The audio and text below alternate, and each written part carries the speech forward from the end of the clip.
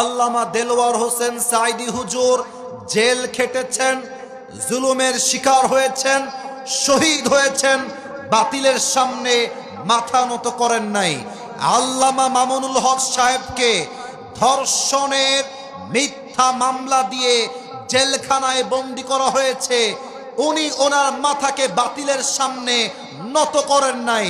আমাদের সকলের কলিজার টুকরা মিজানুর রহমান আজহারীকে 2020 সালে মিথ্যা শিবিরের ট্যাগ দিয়ে, জামাতের ট্যাগ দিয়ে, রাজাকারের ট্যাগ দিয়ে দেশ ছাড়তে বাধ্য করা হয়েছে।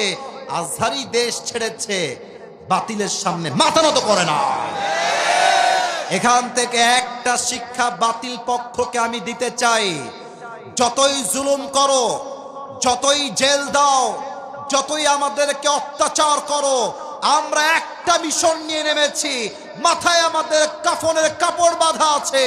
আল্লাহর জমিনে আল্লাহর কোনের রাজ কায়েম না করা পর্যন্ত একটা যুবক বাসায় ফিরে আসবে না। হাত তুলে বলো ঠিক কিনা?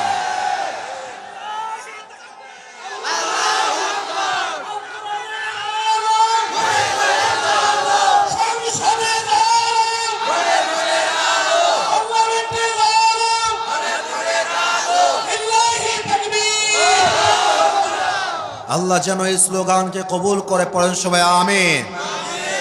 খালি স্লোগান দিলে হবে না, যখন দিন কায়েমের আন্দোলনের কথা আসবে, আল্লাহর জমিনে আল্লাহর রাজ কায়েমের কথা আসবে, মাথায় কাপড়ের কাপড় বেঁধে রাস্তায় নামতে হবে যুবক ভাই। আল্লাহ যেন সবাইকে কবুল করে, পড়া আমিন।